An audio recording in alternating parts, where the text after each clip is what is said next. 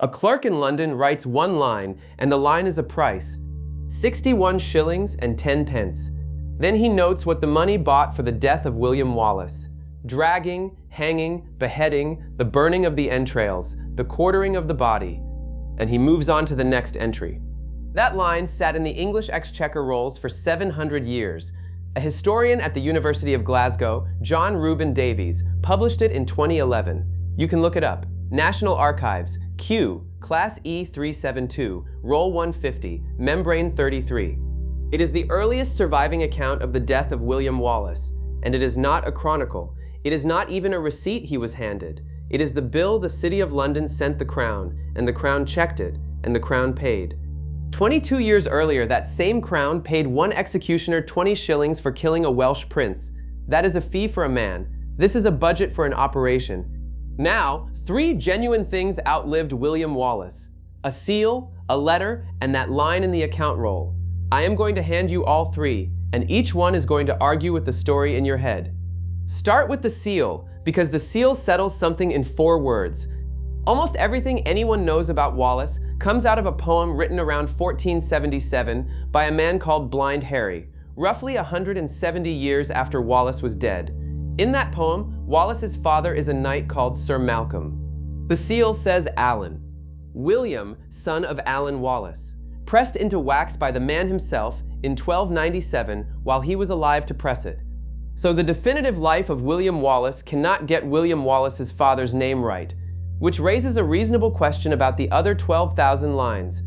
And of the man himself, there is nothing, no grave, not one bone. I will show you the last place anyone looked.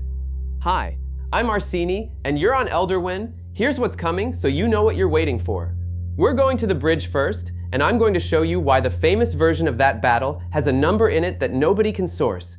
Then the 2 years he spent as a diplomat, which no version of this story tells you about at all, including the one with 100 million views. Then the trial, and I'll show you the line in the record that proves it was never a trial. Then the execution, and there I think I've got something genuinely new, an argument from a Glasgow historian that the day and the place were chosen as a reply to something Wallace himself had done 8 years earlier. And then we go looking for the body, and we find out how completely a medieval state could erase a man when it put its mind to it. One more thing about method. I'll name the archive and the shelf mark for every object, and where the sources fight each other, I'll tell you they're fighting instead of quietly picking a winner. And 2 of the 3 objects I promised you, I can't actually show you. I'll explain why when we get to them. Let's start with the one I can. The seal. The object is small, 23 millimeters across, in wax, hanging off the bottom of a letter. For most of its life, nobody could read it. In 1912, a dental technician made a plaster cast of it, and the cast sat around for the rest of the century. In 1999, the original came to Edinburgh, and the Scottish medievalist Archie Duncan finally read the lettering round the rim. Now look at both faces of it, because they are 2 different statements. One side is the kingdom, a shield with the royal arms of Scotland, a lion rampant inside a double border of lilies. That is the state talking. Turn it over, no lion, no crown, no sword, no face. There is a bow with the string slack, a broad arrowhead pushing out towards the rim, 2 fingers holding the string. That is how he chose to identify himself, on the only personal object of his that exists anywhere in the world. Not as a lord, as an archer. And Alan Wallace does exist in the records, by the way. He is in the 1296 roll of Scots who submitted to the English king, holding land directly from the crown in Ayrshire, and he had a seal of his own with a curlew on it. The seal is small and plain. It is not the seal of a lord. Beyond that, historians argue about exactly how far down the ladder the family sat. Sharon Crossa puts them higher, not common farmers, a knightly line with lands. Fiona Watson puts Alan Wallace lower. In a report she wrote for East Ayrshire Council in 1999, she says he was clearly not wealthy enough to be made a knight, and that William, as a younger son with nothing coming to him, would have been expected to make his own way in the world. What they agree on is the shape of the man, minor landed gentry of southwest Scotland, not a peasant, not a Highlander, a lowlander who spoke the Scots dialect of English and probably Anglo-Norman French, and who, dressed accurately, would look like an English gentleman of the same rank. Tunic, hose, cloak. No kilt. The belted plaid is 300 years away. And a young man with a decent name, no inheritance, and no prospects is a very specific kind of dangerous. One more thing about that wax, and then we move. Wallace's seal is the only one on that letter that survived. There was a second man's seal attached to it, and it fell off. His name stands first in the only document Wallace ever put his mark on, and last in every version of the story you have ever been told. We will get to who he was.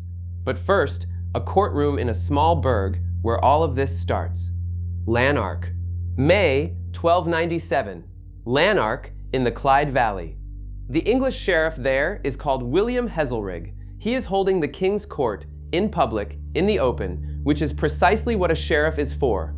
Wallace comes in with a band of men and kills him. This is not from the poem. It is from the English indictment drawn up against Wallace 8 years later. And an indictment will invent your motives all day long, but it has no reason to invent the venue. The Latin says he attacked, wounded and killed William de Heselrig, sheriff of Lanark, who held the pleas of the king in open county court. And then, the document says, he cut the sheriff up piecemeal. Not killed, cut into pieces in front of a sitting court. That verb comes back at the very end of this story, from the other direction. What the record does not say is why. The famous why is a murdered wife. Her name is Marion Braveheart, and she is the emotional engine of the film that most people's picture of him comes from. There is no trace of her for 270 years. A researcher named Ed Archer went through the manuscript tradition of Blind Harry's poem in 2005, and Marion does not appear anywhere before 1570. She was written into the poem more than 2.5 centuries after the fact by somebody who understood that a rebellion needs a reason and that a dead wife is the cheapest one on the shelf. Andrew Fisher, who wrote the standard modern biography, offers something far less cinematic. Heselrig held the king's court. Courts hand down judgments. It is entirely possible the sheriff had ruled against Wallace, or against his family, and that the birth of a national liberation movement was a man losing a lawsuit. We do not know, the record does not say, and it is not going to start saying. What it does record is that the local killing did not stay local. 4 months later, Wallace is standing on a crag above a river with an army behind him. Stirling Bridge. 11th of September, 1297. The picture in your head is an open field, 2 armies running at each other across grass, blue faces. There was no field. The whole battle is a bridge, and the film cut the bridge out. Sean Duffy at Trinity College Dublin put it best. He said the Battle of Stirling Bridge could have done with a bridge. Here is the ground, because the ground is the event. The River Forth loops through flat country under a crag called Abbey Craig. There is one wooden bridge. The Historic Environment Scotland Battlefield Inventory says 2 men could cross it abreast. Some readings allow 3. Past the bridge runs a raised causeway over soft, waterlogged ground, and the inventory calls that ground very unsuitable for heavily armored horses and riders. Which means the most expensive weapon in the English army was useless the moment it stepped off the causeway. Now the numbers, because there is a version of this battle circulating right now with over 1 million views attached, and its headline number does not exist. The headline is 6,000 Scots against 20,000 English. This is worth stopping on, because it's how most bad history gets made. Walter of Gisborough was writing at the time, and he gives the English 50,000 infantry. Michael Prestwich, who is the leading modern authority on Edward I, calls that wild fantasy from a chronicler who could not count. Medieval chroniclers were not lying exactly. Large numbers in a medieval text often mean more than I can count, the way we say 1 million. So the modern method is to throw the chronicle number away and rebuild the army from pay records and logistics. Historic Environment Scotland does that, and gets about 350 cavalry and 6,350 infantry on the English side, against about 6,500 Scots. Britannica reconstructs it differently and gets 8,000 to 12,000 English against roughly 2,300 Scots. Those two are not the same answer, and I'm not going to pretend they are. But look at what neither of them contains. 20,000 is in no chronicle and in no reconstruction. Somebody split the difference between a fantasy and a footnote, and 1 million people have now watched it. And the true version is better anyway, because the Scots did not win on numbers. They won by standing on Abbey Craig and doing nothing at all, while the English filed across 2 at a time. The chronicle line is this: when they saw as many had crossed as they could deal with, they came down from the high ground. About 2,000 English were over the water when the Scots took the bridgehead. 2,000 men cut off inside a river loop, soft ground behind them, a bottleneck at their backs. Gisborough says 5,000 English infantry died there. He also says 50,000 crossed. Take his arithmetic away, and his casualty figure goes with it. 2,000 men were over that bridge. 5,000 of them could not die. What historians will say is that the losses were heavy, that the commander John de Warenne burnt the bridge behind him and rode south, and that the English treasurer in Scotland did not ride anywhere. His name was Hugh de Cressingham, and he had crossed with the vanguard. 3 separate chronicles agree that the Scots flayed his corpse. They disagree about what happened to the skin, and the disagreement is going to matter more than anything else in this video. Walter of Gisborough says it was divided up in moderate-sized pieces, and adds, pointedly, not as relics, but out of hatred for him. The Chronicle of Lanark says something else. It says the Scots cured the hide, and that William Wallace personally had a broad strip taken from head to heel to make a baldric for his sword. A sword belt, made out of a man. Lanark is a single source. It is an English border priory, and it despised the Scots, and historians do not treat that detail as established. Keep the doubt. In 8 years, somebody in England is going to behave as though he has read it. The letter. Second object, and now put yourself where he is standing. He has destroyed a royal army. English administration in Scotland has collapsed. He is, this month, the most powerful man in the country. He writes to some German merchants about shipping. 11th of October, 1297, from Haddington, 1 month after the battle. A letter to the mayors and communities of Lubeck and Hamburg. It thanks them for their goodwill towards Scottish traders. It asks them to have it proclaimed among their merchants that they now have secure access to all the ports of the Kingdom of Scotland with their goods.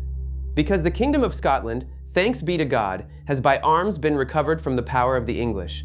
Then it asks a favor for 2 named Scottish merchants, John Burnet and John Frere, 2 individual businessmen by name in a letter of state. That is the man, not a wild man in a forest. Somebody who understood that a country which cannot export is a country that loses slowly. The Hamburg copy of that letter was destroyed in the Second World War. The Lubeck copy should have been. After the city was bombed in 1942, the archives were evacuated into a salt mine.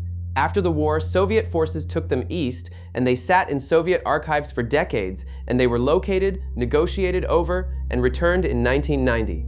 A scrap of parchment from 13th century Scotland survived an air raid, a salt mine, and half a century in Moscow. It is in the Archive der Hansestadt Lübeck. It is the only object on earth that carries the pressure of his own hand, not his writing. A clerk wrote it, his seal. There is one more sentence in that letter, and it is the first one. It does not begin with William Wallace. It begins, Andrew de Moray and William Wallace, leaders of the Army of the Kingdom of Scotland. Moray first. He was co-commander at Stirling Bridge, in full, as an equal, and he was mortally wounded in that battle, and died of his wounds around November 1297, roughly 2 months later. An English inquest in 1300 recorded it flatly, killed at Stirling, against the king. His is the seal that fell off. There is no conspiracy in that, it is just the ordinary machinery. 2 men win a battle, 1 dies before the legend sets, and 180 years later, a poet needs 1 hero, not 2. 9 months after that letter went out, Wallace fought a battle without him. One thing before we go on, so you know what you're getting. 2 of my 3 objects are documents. The battle you just heard is chroniclers, and chroniclers had agendas. From here the record thins out badly. Between the battle he lost and the day they killed him, there are 7 years and essentially 1 piece of parchment. Here's a taste of what the accounts do preserve though. 15 shillings, claimed by John Segrave, for carting the 4 quarters of Wallace's body north. The Exchequer knocked it down to 10. Somebody in London looked at the bill for delivering a man's remains to 4 cities and decided it was a bit steep. In 1300, the King of France personally wrote a letter of introduction for William Wallace. Between the battle Wallace lost and the day that letter was written, there are 18 months nobody can account for. Start with what we can date. Somewhere between November 1297 and March 1298, he was knighted. We know because of a charter, Torfichan, 29th of March 1298. He styles himself, William Wallace, Knight, Guardian of the Kingdom of Scotland, and General of its army. In the name of an illustrious prince, Lord John, by the grace of God, King of Scotland. Read the last part again. Not king, not claimant. Guardian in the name of an exiled king. He is running the country as a caretaker for somebody else, and that formula becomes very important when we get to the charge sheet. Who knighted him is recorded nowhere. Confident answers online name Robert the Bruce and a church in Falkirk. That comes from a book published in 1999, not from any medieval source.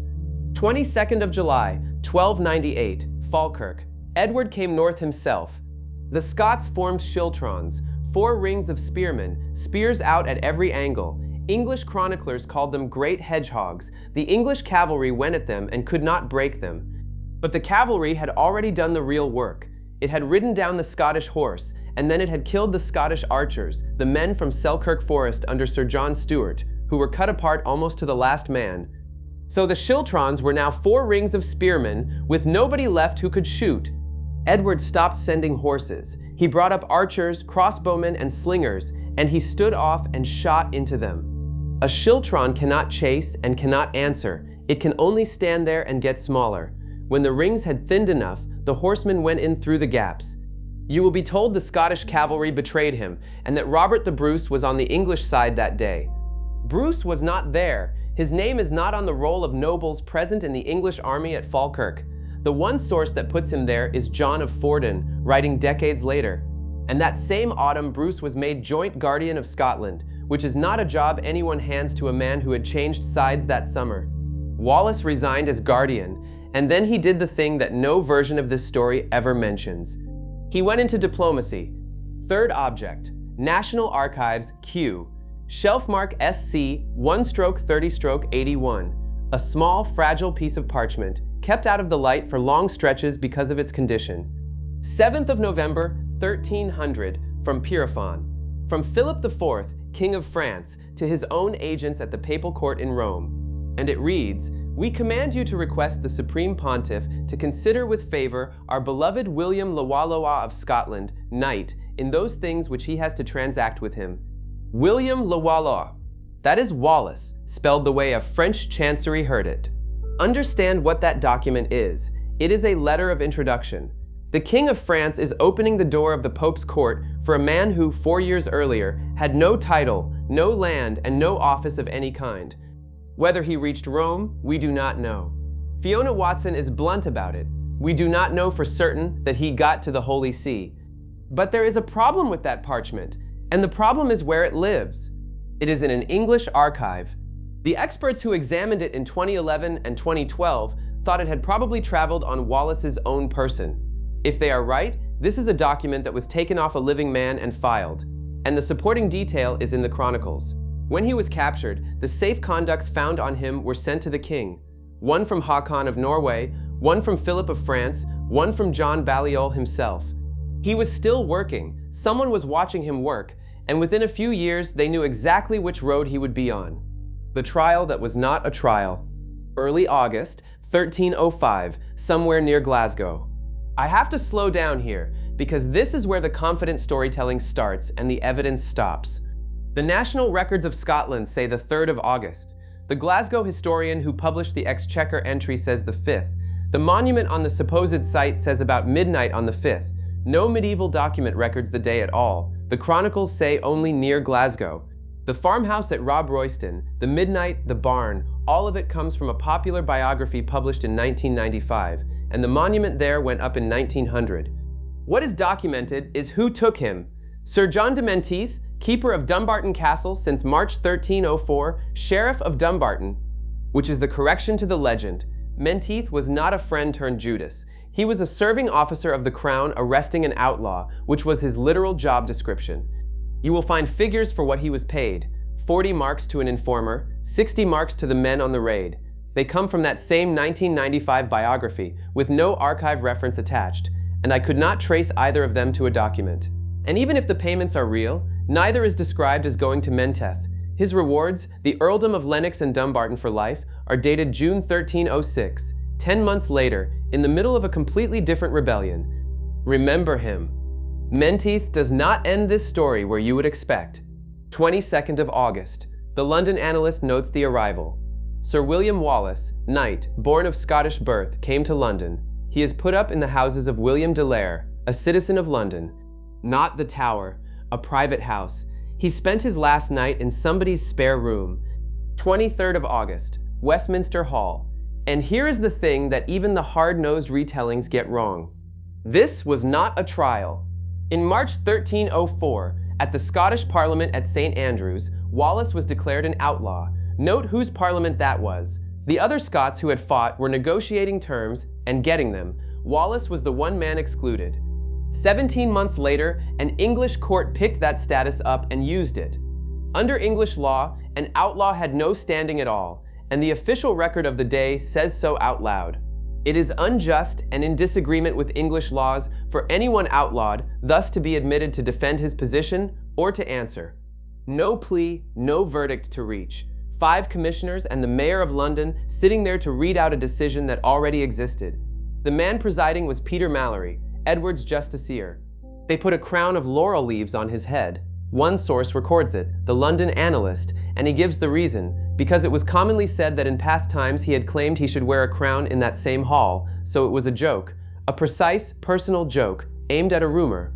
Then the charges: sedition against the king, the killing of the Sheriff of Lanark and the cutting up of his body, invading Northumberland, Cumberland, and Westmoreland, sacrilege for attacks on monks and nuns, and the burning of churches, usurpation for sending out his own writs through Scotland as though they were the writs of the superior, and the line built to make him unforgivable, that he spared none who used the English language, but inflicted death on all, old and young, wives and widows, children and babes. And in the Exchequer roll, one charge more, that in contempt of the king he had falsely caused himself to be called King of Scotland throughout Scotland. Now go back to Torfichin. Guardian, in the name of Lord John, King of Scotland. Every document Wallace ever issued says he governed for somebody else. Davies, who found the Exchequer line, reads that charge not as a lie, but as an English administration that never understood what a guardian was. Then Wallace spoke, or the London Analyst says he did. You know the line. I could not be a traitor to Edward, for I was never his subject. It is on posters. It is in the film. He did not say that, not in those words.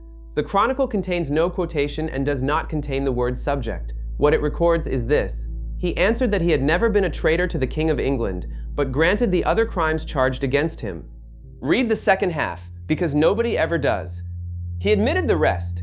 The raids, the burnings, the killings in the north of England. He did not stand there as a gentleman wronged by tyranny. He rejected exactly one charge, treason on a point of law, because he had never sworn allegiance to Edward and therefore could not betray him. Everything else he owned. Archie Duncan is careful even about that much. The words are in the Chronicle and not in the official record, and the whole procedure was designed so that Wallace would not speak at all. He may have shouted it anyway. That is as far as the evidence goes. The procedure itself was standard for any outlaw. It just happens to be the one procedure in which his argument could never be spoken aloud. Sentence was carried out the same afternoon. The design. The sentence specifies the route, and the route is the first sign that nobody lost their temper that day. Drawn from the Palace of Westminster to the Tower of London, from the Tower to Aldgate, and from there through the middle of the city to the Elms. Put that on a map. It is not a line, it doubles back. East to the Tower, northeast to Aldgate, then west again straight through the middle of London. 4.5 miles. No source from the period gives a distance, but the shape is in the sentence, and the shape is the argument. They were not moving a prisoner from A to B, they were touring him. Whether he went on a hurdle or straight behind the horses, the sources split. Davies writes hurdle. The official record says only drawn. The Westminster chronicler says at the horses' tails, and in 1305, the hurdle was not yet standard practice, which makes the uglier version the likelier one. Then hanging, cutting down alive, disemboweling, burning of the entrails, beheading, quartering. One item on that list appears in exactly one source.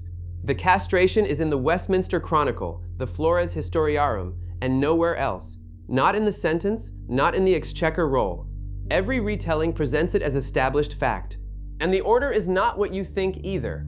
In the formal sentence, each punishment is matched to a specific crime. Dragging for sedition, hanging for robbery and murder, beheading for outlawry, the burning of the heart, liver, lung, and bowels for the burning of churches, quartering for rebellion against king and people, which puts the beheading before the burning of the organs. The famous sequence, gutted alive and beheaded last, comes from the chroniclers, not from the document. 8 years earlier, he cut a sheriff into pieces in a courtroom. Now a courtroom cuts him into 4 and posts the pieces. The indictment and the sentence reach for the same verb. Now the date and the place, and this is the work of John Reuben Davies at Glasgow. I have not seen it in a single popular version of this story. They killed him at the Elms, in Smithfield, specifically outside the Priory Church of St. Bartholomew the Great. The date was the 23rd of August, which is the eve of the feast of St. Bartholomew, and the eve of Bartholomew Fair, the largest public gathering in England. The city was already filling up. The crowd was not an accident. The crowd was scheduled. St. Bartholomew is the patron saint of butchers. Smithfield is the meat market. That is the first layer, and it is only decoration. Here is the second layer. St. Bartholomew is also the patron saint of tanners and leather workers, and he holds that patronage for one reason. Tradition says he was martyred by being flayed alive. In later art, he is shown carrying his own skin. And 8 years before that August, at Stirling Bridge, one chronicle says William Wallace had a strip of skin cut from a dead Englishman, head to heel, and wore it as a sword belt. And here I have to be careful with you, because this is the best thing in the whole story, and it is also the shakiest. The sword belt comes from one chronicle. 1. Lanark, an English border priory that hated the Scots, and Walter of Gisborough, writing at the same time, tells it differently. The skin was cut up and shared out. No belt, no Wallace. Historians do not treat the belt as established, so I'm not going to hand you the neat version. The honest form of the argument is conditional, and you should hold it that way. If Lanark is right, and if the men who picked that date had heard the story, then the 23rd of August is not a date, it is a reply. If Lanark is wrong, then it's a coincidence, and a very good one. I lean towards the reply because Edward's people did not usually do things by accident. But I'm telling you what I lean towards, not what I know. Davies puts the whole thing in one sentence. Edward I had a fertile and associative imagination. There is a second line in the accounts, and it finishes the point. 15 shillings claimed by John Segrave for taking the quarters north. The Exchequer cut it to 10. That is what a rage looks like on paper. Itemized and then haggled down.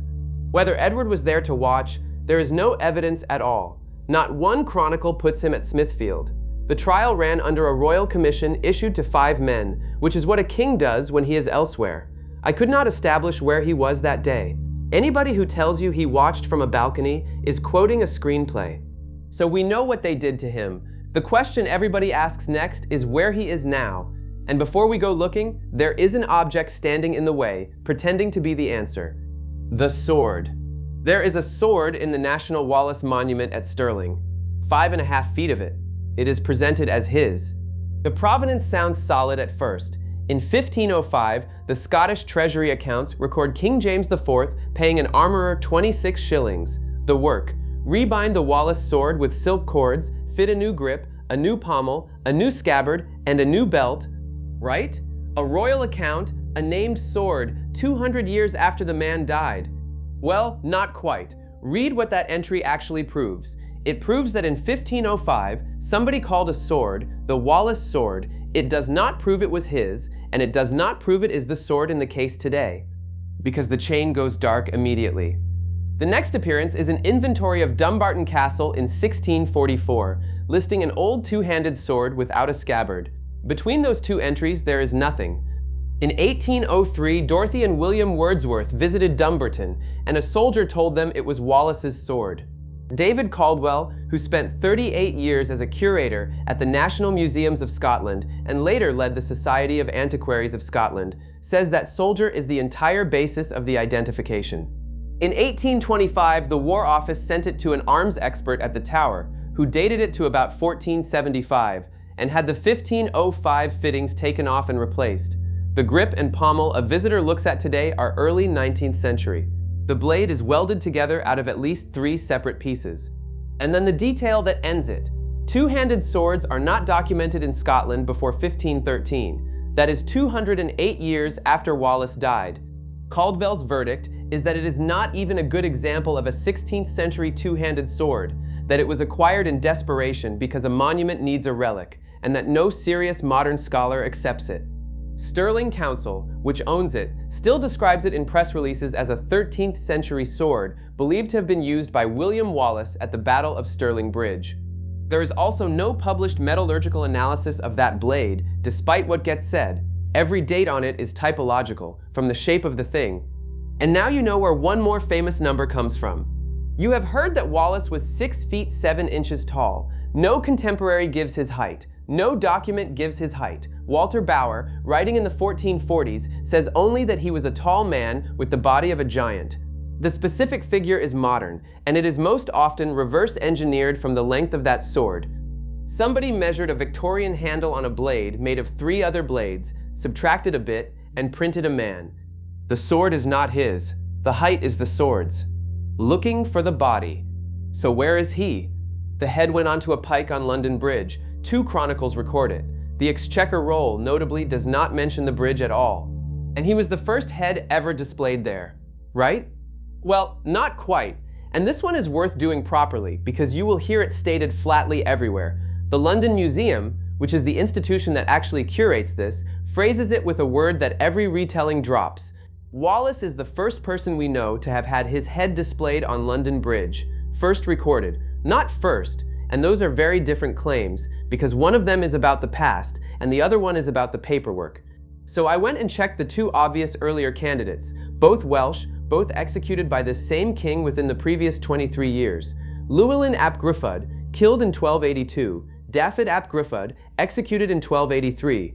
Both of their heads went up on spears at the Tower of London. Neither went on the bridge, so the claim survives. It survives with the word recorded still in it, and the moment you take that word out, you are no longer saying something anybody can support. The head was dipped in tar. That one does not survive at all. It is in no medieval chronicle I could find, and if you follow the footnotes back, they stop at a printed compilation from 1841 and go no further. Nobody has ever pointed at the chronicle. What the records actually show for preserving a head in this period is not tar. It is boiling in salt water with cumin. Salt against the rot, cumin to keep the birds off. There is an Exchequer entry from 1417 for a bushel of salt to preserve the body parts of a man called Henry Talbot. Pitch was real, incidentally. They used it on a heart in a casket, which we will come to. They did not use it on a head on a pole. Then the quarters, and here the sources come apart in your hands. The Exchequer Roll says they went to the 4 principal towns of Scotland and names none of them. The London and Westminster Chronicles give Newcastle upon Tyne, Berwick upon Tweed, Perth and Stirling. The Chronicle of Lanark gives the 4th one as Aberdeen. And notice the other problem. The official document says the 4 principal towns of Scotland. Newcastle is in England. The likeliest explanation is that one quarter was dropped off on the way north, but the account roll and the chronicles do not actually agree. Andrew Fisher, who wrote the standard biography, does not attempt a list at all. He says the quarters were sent for display at selected places in Edward's kingdom and stops. When the leading biographer will not name 4 towns, that is information. As for which limb went where, right arm to Newcastle, left leg to Aberdeen and so on, none of that is in any source. It was invented because a list feels more real with detail in it. Now the legends, and I want to be fair to these because they are the only comfort in the whole story. There is a tradition that an arm was buried in the wall of St. Machar's Cathedral in Aberdeen. Read what the cathedral itself says about that, in its own official history. In 1305, Sir William Wallace was hanged, drawn and quartered, and his dismembered body was sent to various parts of Scotland. Whether his left arm was actually buried within the walls of St. Machar's is unknown. Unknown, from the building that is supposed to be holding him. And trace the confident popular version of that story back, and it does not lead to a chronicle. It leads to a clan website. When archaeologists opened a medieval bone pit under that floor during drainage work between 2019 and 2021, they found femurs, tibias, and skulls, no complete skeletons, and put them back. There may be 2,000 people under there. Nobody has ever claimed a connection. Then Cambuskenneth Abbey, near Stirling, where monks are said to have recovered an arm and buried it, and where people still lay white roses every 23rd of August. The historian Elspeth King said the truest sentence anyone has said about it. I don't know if his arm is buried at Cambuskenneth, but I like to think it is.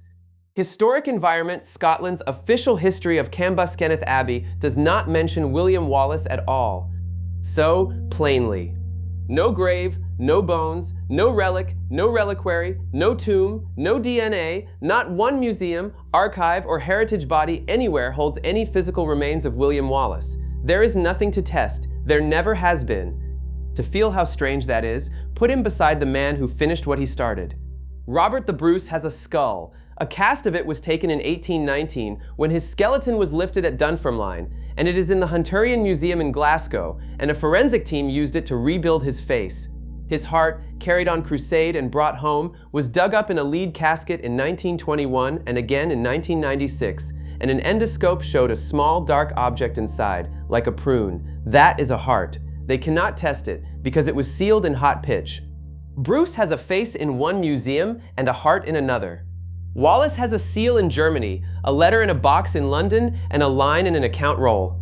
And that last one, by the way, is in Edinburgh as I'm recording this. The letter from the French king is on loan from Kew to the National Records of Scotland until September. Then it goes back to London. It was last put on public display on St. Andrew's Day, 2024, for 5 hours. Just over 250 people saw it. That's the entire modern audience for the only document we think was taken off his body. So here's where I landed after going through all of it.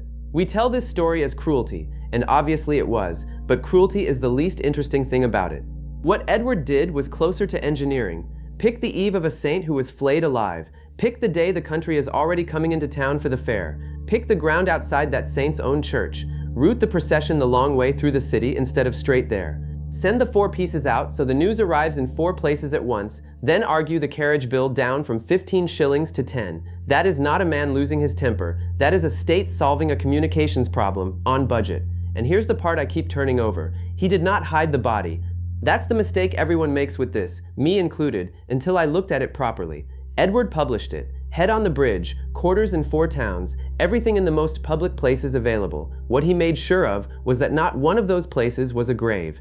And a spike is not somewhere you can put flowers. So Scotland ended up with an empty space exactly the size of a national hero, and every generation since has walked up and filled it. A poet in the 1470s filled it with a giant avenging his murdered wife.